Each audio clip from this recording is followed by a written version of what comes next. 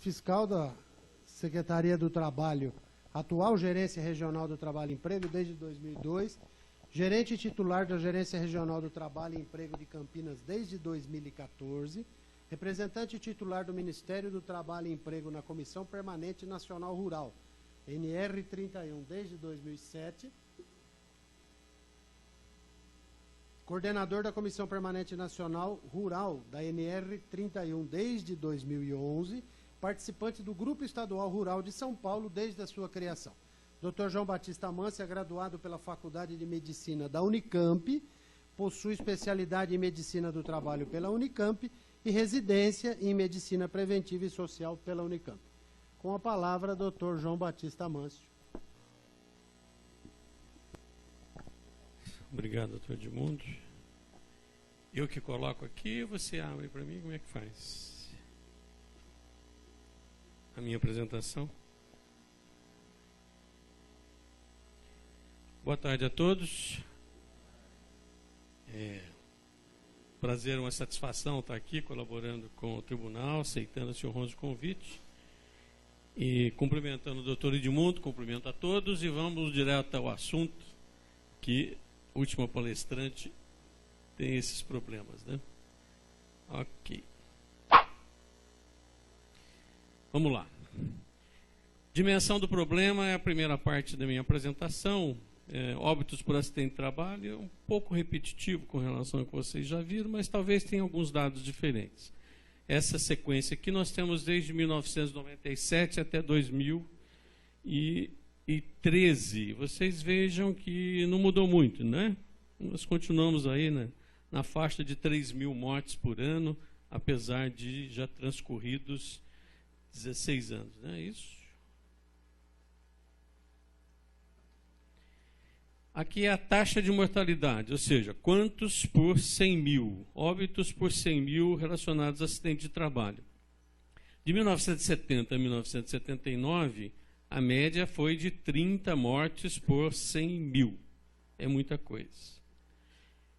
Daí melhoramos. De 1997 até 2013, essa taxa vem caindo, né, até chegar numa taxa de cerca de 7 por 100 mil habitantes. De 30 para 7, parece que caiu bastante, estamos indo bem. Mas vamos comparar isso com os outros.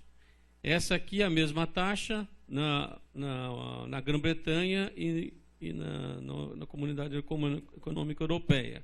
Em vermelho, a Comunidade Econômica Europeia, em azul, a Grã-Bretanha, a Inglaterra.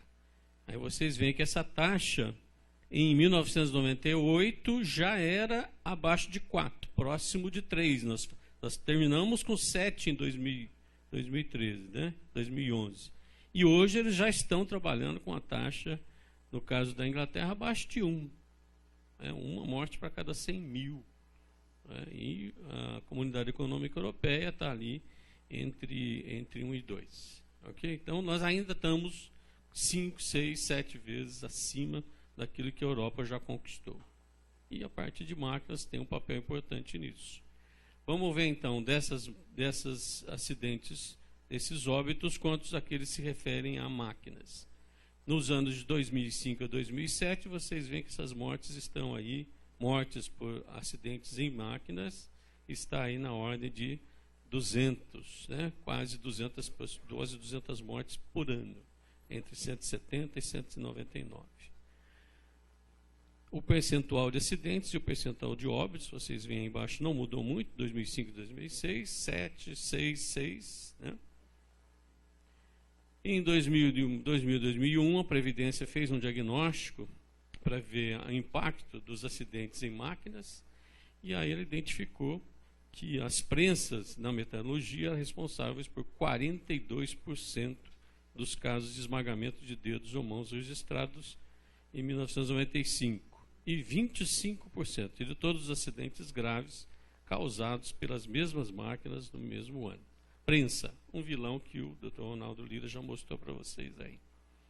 Na série histórica do Ministério da Previdência, nós temos que 30% do total de acidentes registrados se relacionam ao CID-10, aquela classificação internacional de doenças, e no CID-10 nós vamos ter, então, ferimento de punho e mão, fratura de punho e mão, traumatismo de punho superficial de punho e mão.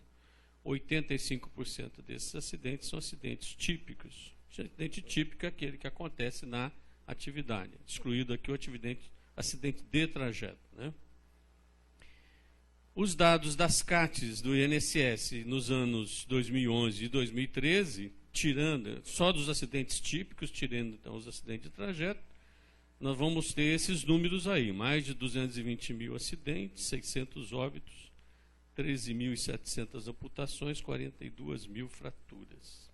Em 2013, dos 546 mil acidentes típicos, mais de 10% deles, 55 mil, foram causados basicamente por 11 tipos de máquinas. O Ronaldo Lira já falou aí, nós sabemos quais são as principais máquinas que a gente tem que atacar com relação à parte de prevenção. O custo desses acidentes e doenças no Brasil chega a 71 bilhões por ano, que é quase 10% da folha salarial.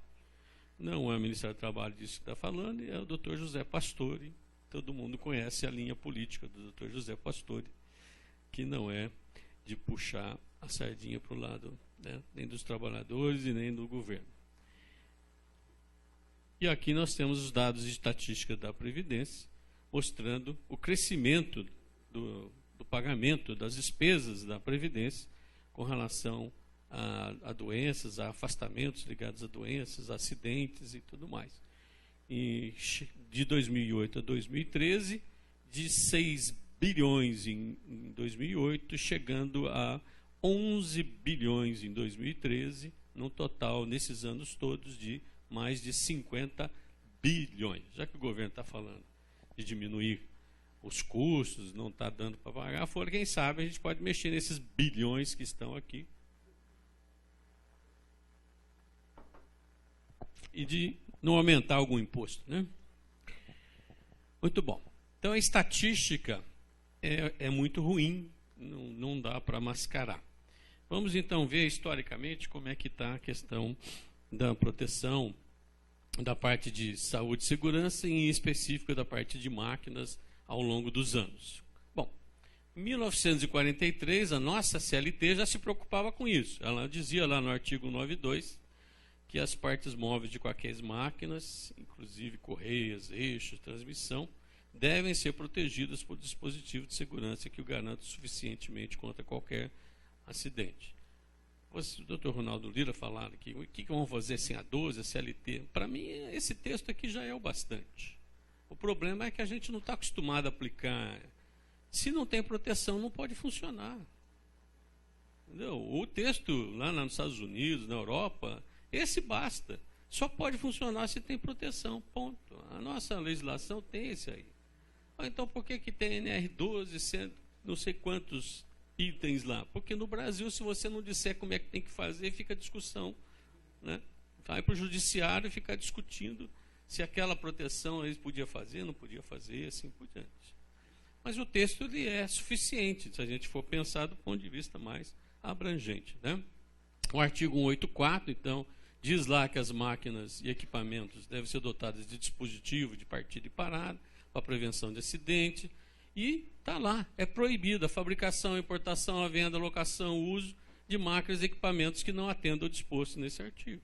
Nós não mudamos esse artigo da CLT, nós estamos mudando só um item da 12. Né? E cabe ao Ministério do Trabalho discriminar, então, detalhar esse ordenamento que a CLT colocou.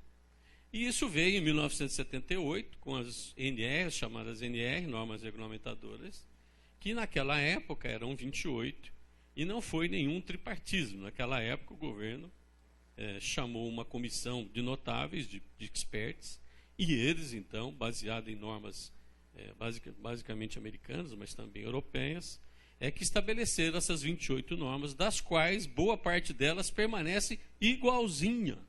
1978, nós vamos fazer 40 anos, a NR15, por exemplo, a NR4, a 20, 21, tem várias normas aí que continuam iguaizinhas ao que era em 1978.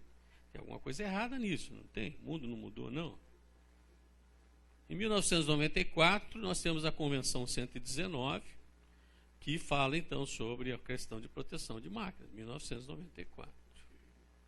Olha lá, diz lá, a venda, a locação, cessão, etc. É repetitivo, tá? Mas é só para mostrar que não é uma legislação. A NR12 não caiu de paraquedas de lugar nenhum. Ela simplesmente consolidou toda um arcabouço técnico, jurídico, que vem daqui e vem de fora. E temos aí a nossa Constituição. Eu não quis, na pergunta do Dr. José Humberto, eu não quis levantar a mão, porque eu sou suspeito, já que eu já tinha colocado o meu item lá do artigo 7º, que é exatamente o item redução dos riscos inerentes ao trabalho por meio de normas de saúde, higiene e segurança. Onde que eu aponto? Agora ele está aprontando comigo. Pronto. Quando que começou essa discussão de proteção de normas? A gente falou de legislação, mas medidas de fato, atuações mais organizadas, envolvendo sindicatos, envolvendo empregadores. Existem bons empregadores também, a gente sabe disso. Assim como existem bons trabalhadores, bons sindicatos, bons órgãos atuantes, né? Então, nós conversamos em 1995 com essa Convenção das Máquinas Injetoras de Plástico, né? Baseado na informação, numa análise de acidentes que foi feita junto ao INSS, ao Centro de Reabilitação do INSS, mostrando a importância dos acidentes nas máquinas injetoras. Esse é o mais grave problema que a NR12 tentou abordar. Essa questão da gente continuar utilizando, continuar fabricando e importando máquinas obsoletas. Mas a gente não vai acabar nunca com essa questão de proteção, de necessidade de proteção de máquinas, enquanto as máquinas que são produzidas e ofertadas no mercado não tiverem proteção.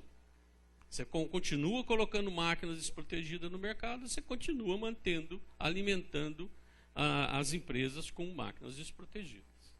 Em 1996, nós tivemos o acordo tripartite aí para a parte de cilindros e máquinas de panificação. 1998, os metalúrgicos de São Paulo, ou a questão das prensas, que foi abordada nessa convenção. Essa injeção das injetoras de plástico, ela foi extremamente interessante, primeiro porque ela levantou essas estatísticas que até então não era tão divulgada no Brasil, né? Do impacto dos acidentes em máquinas e, em específico, dos acidentes em máquinas injetoras. Segundo, porque a convenção avançou num ponto que hoje a gente sabe que é extremamente importante quando você fala de prevenção. O ser humano falha. Então, em algum momento, ele vai falhar. Seja porque é da natureza humana a distração, coisas, seja porque vários elementos dentro da organização do trabalho fazem com que ele falhe. Um dos problemas mais sérios que nós temos no ambiente de trabalho e que conflita com a questão de segurança é o pagamento por produção. Toda vez que você coloca na organização do trabalho o pagamento por produção, você está dando uma mensagem ao trabalhador: esqueça a segurança.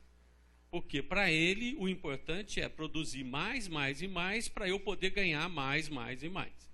Então, nesse momento, toda sinalização de segurança, isso vai por água abaixo, porque o trabalhador tem um outro objetivo, que é produzir o máximo possível para conseguir ganhar o máximo possível.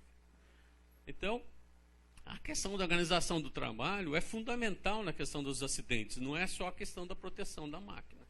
A jornada de trabalho, nas fiscalizações de construção civil, tenho visto gente que entra às 7 horas da manhã e sai à meia-noite, e volta no dia seguinte para fazer a mesma jornada. Quer dizer, como é que alguém nessas condições, cortador de cana, análise de acidente do cortador de cana, que se machucava com facão, na análise estava lá. Prestar atenção no serviço. Como é que alguém pega um facão, afia bastante para cortar bem e mete aquilo no chão com risco de acertar a perna, vai prestar atenção se o facão não vai chegar no meio da perna, ganhando por produção. Né? São coisas que são incompatíveis. Aí nós tivemos, a partir dessas experiências, dessas convenções, algumas iniciativas de regulamentação. não foram NRs, foram notas técnicas, trazendo para o corpo do Ministério do Trabalho aqueles itens que já tinham sido acordados em convenções, no caso de São Paulo, tanto da parte de injetor, de panificação, quanto de prensas.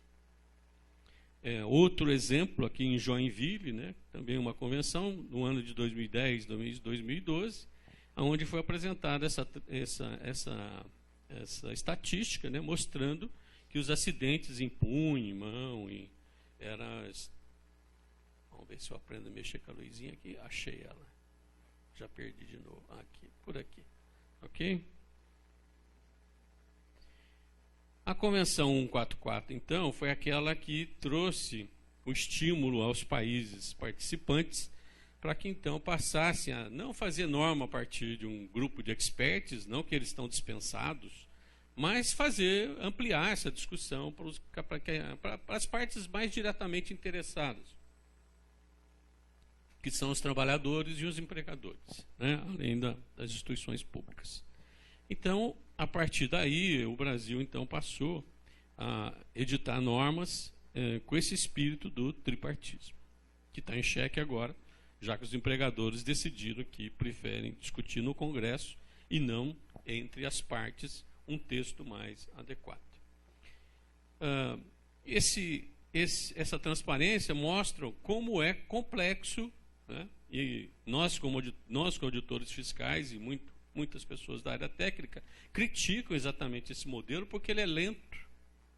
Ele é lento, é anos. 4, 5 anos para sair uma norma. Não é? Mas, como ele busca um acordo, um grande acordo entre as partes, para tentar garantir a eficácia da norma, aquela história, não adianta ter uma norma bonita no papel, muitas empresas, você chega lá, tem lá a sua gestão, o seu plano de trabalho, a sua declaração, está lá tudo bonito no papel. A hora que você vai ver como é que ela trata os trabalhadores, está totalmente discordante daquela política que ela diz ter. Né? Então, o que se quer aqui é que a norma seja bonita e praticada, seja boa e praticada. Né? Por isso tem esse modelo complexo e complicado. Antes de sair a 12, o Grupo Móvel Rural de São Paulo, que existe desde 2001, nós preocupados com a situação de máquinas obsoletas, tratores, colhedoras e outros tipos de máquinas ensiladeiras, máquinas picadores, que são muito comuns, né?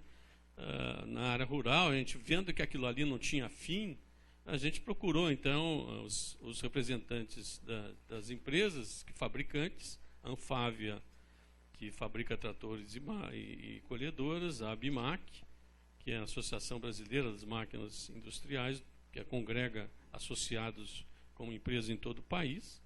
E aí a gente montou um grupo de trabalho que discutiu em quatro temas: automotrizes, estacionários, as máquinas estacionárias, as máquinas tracionadas e pulverizadores. Eu fui o coordenador do grupo de automotrizes. Né? Nós começamos a discussão no final de 2012, fomos terminar isso em 2016. Né? Um processo lento de negociação. A primeira coisa que a gente fez para estimular as empresas, nós fomos na AgriShow. A primeira vez que nós fomos em AgriShow, 2002. Fomos na AgriShow, verificar a situação das máquinas, notificamos todas as empresas que a gente conseguiu para que elas, exatamente naquele item da NR12, que era proibido comercializar na máquina, não tivesse proteção. Foram todas notificadas. Aí elas vieram nos procurar. Como é que a gente faz? Vamos conversar, vamos estabelecer. E a partir daí nós começamos. Fomos atropelados em 2005 pela edição da NR Rural. Né? Criou um mal-estar assim, porque a gente estava discutindo a norma e aí saiu a 31. E um dos itens da 31, que chama 31.12, não por acaso, é o que trata de proteção de máquinas. Né? Um detalhe, para quem é da área jurídica, embora seja chamada de norma regulamentadora número 31, ela não é ancorada na CLT, ela é ancorada na Lei do Rural, que é o artigo 13 da Lei do Rural, que é a Lei 5889 de 73. Essa discussão que nosso grupo fez com a Anfávia, ela teve resultado e em 2008 a gente já tinha um texto. Aí houve uma paralisação e depois uma retomada junto com a 12. Então, o trabalho da 31.12 e da 12, ele foi feito de forma conjunta. Porque existe uma diferença. A 12, embora ela ela abranja todos que utilizam máquina, não importa se é fabricante ou usuário, mas o foco dela, a gente sempre focou no fabricante. Com esse espírito, se a máquina que vai para o mercado é adequada, com o tempo, as obsoletas vão sendo substituídas e em 10, 15, 20 anos o padrão vai ser outro. Então, o foco nosso sempre foi, nós queremos botar a máquina protegida no mercado. Aí, com isso, a gente consegue parar essa alimentação de máquina ruim que não é possível a fiscalização abranger todas as empresas para resolver todos esses problemas. E nem é responsabilidade, de certa forma, deles, já que eles são também consumidores, usuários, né, de certa forma. Ok. E, então, nós tivemos aí a publicação de uma norma e de outra, a 12 e a 31.12. Em 2010, saiu, então, a portaria número 12, que tem esses objetivos, né? Que acho que vocês já viram todos, como ele se iniciou, revisão bibliográfica, normas técnicas, etc, etc. De novo, não caiu de paraquedas, não foi um grupo de expertos, foi um trabalho bastante exaustivo, né, de um assunto que na Europa já era problema, já era verificado. Alguém consegue ver o ano dessa publicação aí? 1899.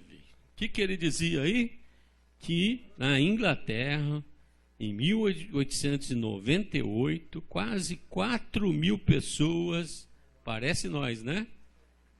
Morreram e 79.000, quase 80.000, sofreram lesões graves. 1899. Aí vocês veem um manual que tem na época mostrando como proteger máquinas, que não mudou, basicamente. Com sistemas de transmissão e acesso, são duas situações que nós continuamos como problema na época de hoje. Aí vocês vão ver essa publicação aí de 1914, já um manual de proteções, também em inglês. Depois nós vamos ver a enciclopédia da OIT, né, muito conhecida, 1998. Já falando com capítulos específicos de proteção de máquina e já levantando aqui em 1998 os 4 níveis de segurança, que a gente vai comentar um pouquinho mais adiante. 1998. E as NBRs, as normas brasileiras, que para o Código de Consumidor, eu acabei esquecendo de pôr transparência aqui, mas o Código de Consumidor diz assim, as empresas têm a obrigação de cumprir as normas nacionais e internacionais e acabou.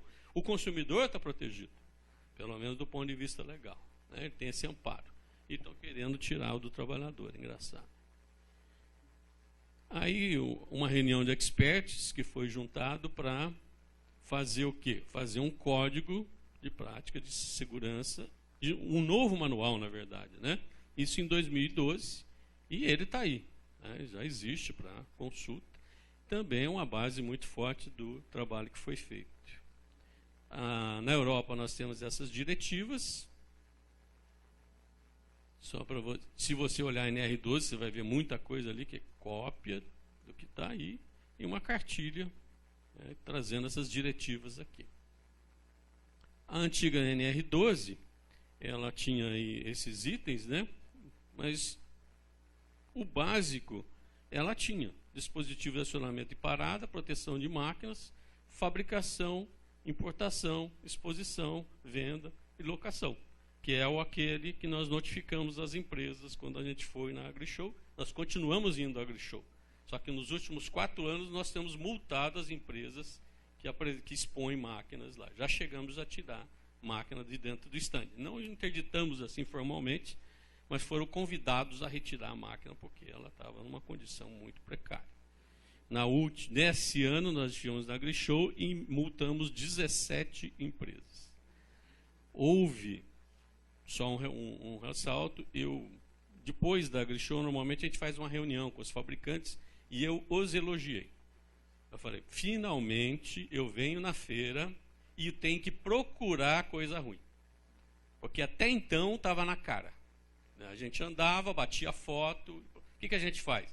A gente monta algumas equipes de 1, 2 ou 3 auditores, divide ali a feira e cada um vai passando nos estandes, a gente tira foto, pede o nome da pessoa que está responsável pela empresa lá, o supervisor, o encarregado, quem for, pega o cartãozinho dele ou anota o nome e tudo mais, explica para ele o que a gente fez e depois manda o auto por correio para a empresa. Né? Esse é o sistema que a gente utiliza, até porque não temos o objetivo de criar. E, além dos itens, né, a norma ela não ficou parada, ela teve algumas alterações e, dentro dessas, a gente vê aí a questão das motosserras e dos cilindros de massa que foram incorporadas na norma. O Ronaldo já comentou aí do que mudou, né, na NR12 agora, nessa portaria, a portaria 857, de junho agora, bem recente. Eu só quero chamar a atenção a vocês do seguinte, né, o que mudou aí com a questão da falha segura? Ué, está em lugar errado a transparência. Eu acho que eu vou voltar nela, tá? Então a 12, a estrutura está aí. Ronaldo, alguém falou para você que tinha 155, tem 156 itens e subitens, né? Tá? Aí tem um resumo aí do que tem lá na norma. Está dividindo tudo isso. Aí vocês vão perguntar assim, nossa, mas essa norma é enorme, é impraticável, olha quanta coisa. Gente, não é isso. O problema das normas no Brasil é que você tem que detalhar, tem que explicar para ele, o parafuso tem que ser de 3/4, etc, entendeu? É por isso, não precisava disso. A nossa norma passa a ser uma norma técnica. Norma técnica, eu estou falando de fabricação, de mostrar como faz. Não é uma norma de segurança. Norma de segurança não tem que ter essas coisas, não tem que dizer que dispositivo, relé, etc. Não é isso. Mas aqui no Brasil tem que ser. Fazer o quê? A nossa tradição é a maneira como a gente aborda essa questão legal. Aí fica negócio enorme, todo mundo fala que é impraticável, porque não é praticável, porque é a maneira que a sociedade acha que tem que fazer norma. Né? Então, vocês vão ver que vários desses itens é o que já tem na norma, né? E 12 anexos. Você sabe o que esses anexos fazem? Ensina como fazer proteção. Como é que faz proteção no motosserra? É assim. Como é que faz proteção de prensa? É assim. É por isso que tem. Né? Não precisava ter. Isso aqui precisaria ir para a BNT, para a Fundacentro, algum outro órgão fazer. Não era para estar dentro da norma. Não sei se eu estou conseguindo me expressar. Né?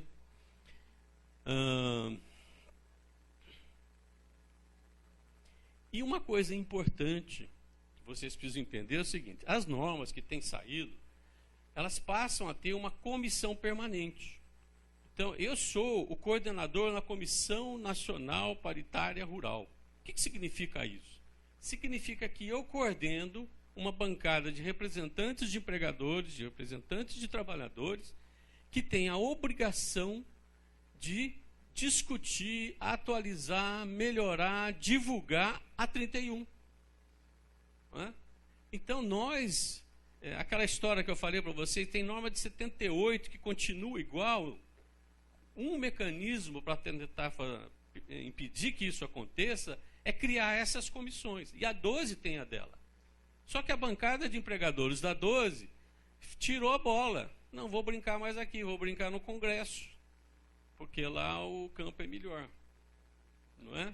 Só que eles esquecem que eles estão tirando um direito deles, que é participar da discussão de todas as normas. Não é? É um outro tipo de atuação. Uma das reivindicações dos empregadores, que está colocado pelo menos no papel, é essa aqui, que é muito justa. Na medida em que a gente exige dos fabricantes um determinado nível de máquinas, a gente tem que bloquear a entrada de máquinas que não atendam a esse mesmo nível. É a questão da concorrência leal. Não é? O que eu exijo de você, eu exijo dele. Isso cria o mesmo nível de exigência para todas as empresas. É isso aí que a gente conseguiu junto a esses órgãos.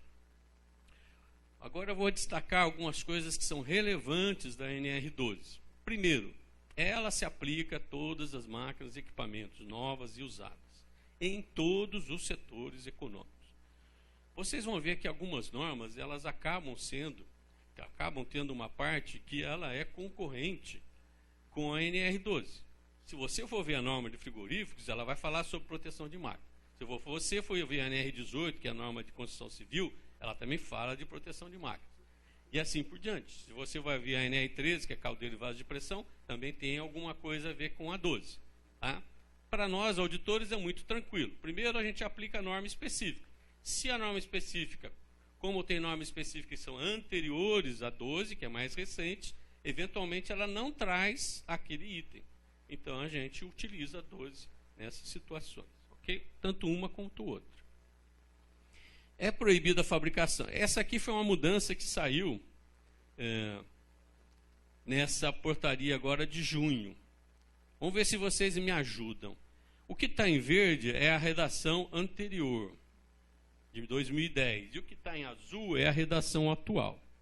Já ajudo vocês. A única coisa que mudou é que tirou a palavra utilizar. O que mudou na prática? Continua tudo igual, exceto a palavra utilizar. Então, não é proibido utilizar máquinas.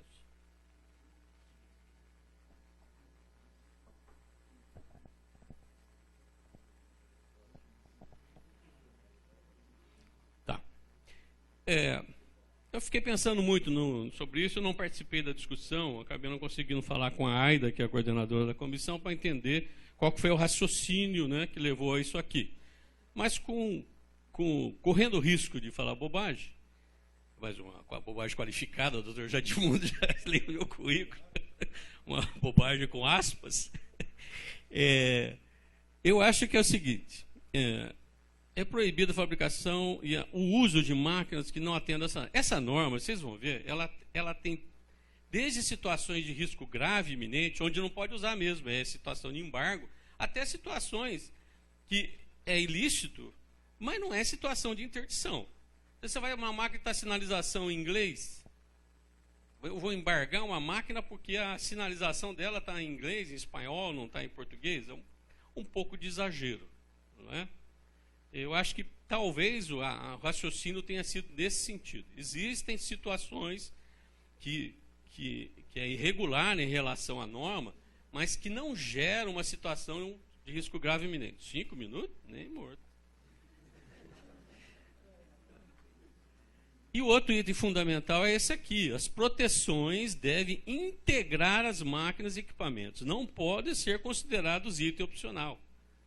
Percebeu a diferença? Olha, a gente ia uma coisa que deixava a gente chocado. A gente ia nas revendas de trator. E cadê o cinto de segurança? Ah, opcional. Cadê a proteção contra capotamento? Ah, opcional. A cabine? Opcional. Mas como segurança opcional? Nós estamos avançando na área de automóveis, por exemplo, né? Agora é obrigatório o airbag, né? O ABS, né? O que custou para... Né? A gente paga os olhos da cara dos carros, mas não tem o nível de proteção que lá fora já tem há muito tempo. Né? Outra coisa importante, as proteções de máquinas, elas são ou fixas ou móveis. E além disso, nós temos os dispositivos de segurança. E, além das proteções, você tem as medidas administrativas e as medidas de proteção individual, que são os EPIs. Os EPIs, em muitas situações, na questão de proteção de máquinas, eles aumentam o perigo. Aquela máquina de lavar moela que o Ronaldo mostrou, se a pessoa usar luva, a chance dela ser agarrada pelo movimento dos rolos é maior. Né? Nós temos algumas máquinas, serra de fita, furadeira, que têm o mesmo problema. A questão de EPI agrava o risco e não ameniza. Tá? Aqui uma situação de medida administrativa, né, que é limitar ao máximo em situações, no caso de risco, por causa da solda e ergonômicas também.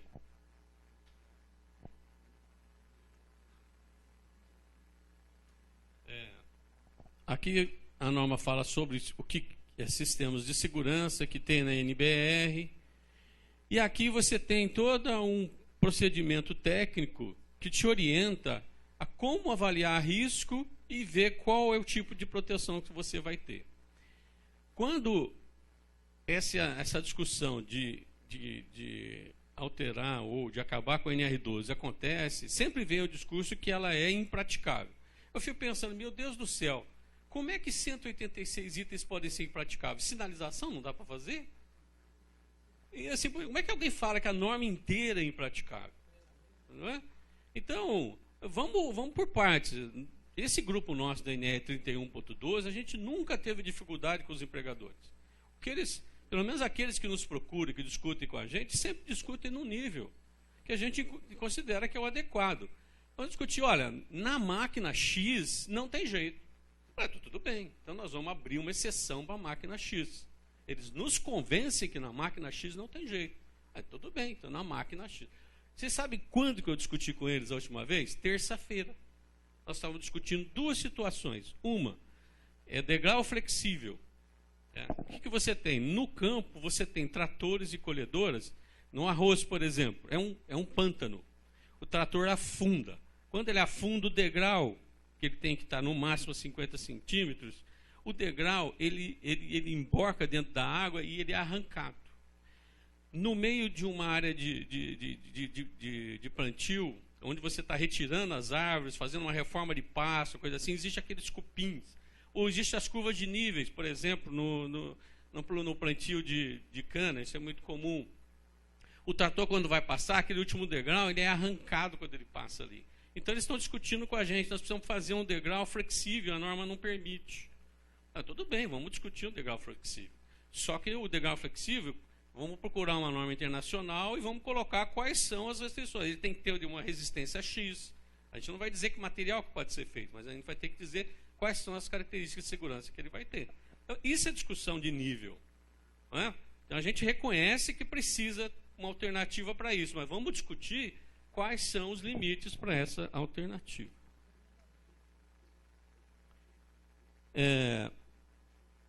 Esses dois itens que a gente colocou da questão técnica que mudou na norma, só quero lembrar a vocês que não foram só esses dois itens que mudou todos esses outros. E, obviamente, não mudou em discussão de um mês. Tudo isso aqui vem sendo amadurecido lá na comissão da NR12 há anos, 2, 3 anos. Falo isso porque na NR31, que eu sou coordenador, nós estamos há 3 anos com uma série de coisas que a gente já discutiu e já quase que aprovou. Está lá na CTPP parada, não publicou, porque os empresários resolveram não discutir mais. Então, o que muda o estado da técnica com relação à falha segura? O que é a falha segura? Falha segura é aquela que, se a máquina é perigosa e o sistema de segurança não está funcionando, ela para de funcionar. Ponto. Acabou. Isso é muito usado no termo de produção industrial. Porque se aquela máquina para, ela pode gerar danos para outras máquinas. Então, para isso tem. A gente quer que tenha a mesma coisa com relação à segurança. Ok? Mas tem máquina que não é possível. Tudo bem. Vamos discutir lá dentro do grupo técnico as exceções. Isso é possível, é viável. A gente faz isso na 12 e na 31.12 certamente fazem na 12. E o que mudou de fato, o líder já chamou atenção para isso, o João Humberto já comentou sobre isso. A discussão, na verdade, é a questão do custo. Está aí, bem em letras garrafais vermelhas, grifadas, que o que mudou aí é a questão de acrescentar a questão do custo. Mais um problema para o judiciário, né? Avaliar se aquele custo da máquina é maior ou menor que o custo da vida. E aí alguns modelos de barreira. Esses são os riscos que podem acontecer em máquinas. Eu vou voar agora, porque meus 5 minutos já foi, imagina o resto. Mas só quero mostrar para vocês que é importante. O que é proteção fixa? Aquela que só pode ser removida com uma ferramenta. Está vendo lá aquelas coisas? Para remover ali o cara tem que ter ninguém consegue remover aquilo só na mão. Né? Essas coisas amarelas aí que são as proteções. Tá? E aqui você tem, quando você pode abrir, você precisa abrir, você tem que adicionar um equipamento de segurança, que ele vai bloquear o funcionamento da máquina. A máquina injetora é o melhor exemplo do que a gente chama de redundância. Ela tem 3 dispositivos de proteção. 3. um mecânico, um hidráulico e um elétrico. O mecânico é uma barra que ela trava de maneira que a injetora não vai funcionar. O elétrico desliga o motor e o hidráulico cessa o movimento, a compressão de óleo que vai fazer movimentar o pistão da máquina. Então ela tem 3, né? Falhar 1 ou 2, ainda tem um terceiro. É difícil que falhe, muito difícil que falhe 3. Só se não houver manutenção, né? Aí vocês veem vários tipos, né? Nós temos a proteção fechada, que é em amarelo, né? Algumas outras proteções. Essa é a assassina, aquela prensa do martelo, que ela está faltando vários tipos de proteção. Está vendo? Correia, polia, cabeça do martelo. Ela deveria ser assim, né? E com sistema de freio, porque hoje não é possível funcionar sem ter algum dispositivo de proteção. A substituição é a prensa hidráulica, que ela tem várias vantagens, inclusive uma produção maior. Uma questão que sempre aparece é: esse é o item mais multado pelos auditores do Ministério do Trabalho no país. E é um item muito barato, que é proteção fechada de partes móveis. Quanto que custa essa multa? Vocês estão vendo aí o valor, né? Uma empresa de 50 a 100 empregados, ela vai ser de R$ 4.100 a R$ 4.700, sendo que ela pode pagar com 50% de desconto. Tá, é muito ou é pouco? Nem muito, nem pouco. Eu digo que elas são desproporcionais. O que acontece? Dificilmente o auditor faz uma multa, certo? Mas vamos supor que ele fizesse 10 multas, nesse valor aí de R$ 4.000. Seriam R$ 40.000. Para uma empresa de 50 empregados, mesmo pagando o salário mínimo, ela vai ter uma folha de pagamento de R$ 50.000. Pagando R$ 40.000 de multa, tem algum impacto, não é? Mas se eu fizer essa multa na Bosch, não faz nem cosquinha, não é? Então, o grande problema nosso das multas hoje nem é tanto o valor delas. É claro que, vejam, o valor é de 2.000, né? É o FIR de 2.000, tá? Mas o maior problema dela é que elas são desproporcionais. Aliás, é o que acontece nas sentenças judiciais também. Eu vejo empresa pequena pagando 30 mil, 40 mil de indenização e eu vejo o banco pagando 30, 40 mil de indenização. Sinto muito, não está sendo aplicado aquele princípio de onerar para que o indivíduo, né, que a empresa passe a não praticar, a voltar a praticar o dano. O que é que tem de custoso em proteção de máquina? É isso aqui. Essas coisas são custosas. Mas porque são máquinas que não tem muito jeito. Você tem que colocar essas coisas para você poder ter segurança. Eu vou passando rapidinho, que são dispositivos e tudo mais. Essas coisas são onerosas, tá? Mas como é que você vai proteger uma prensa desse tamanho?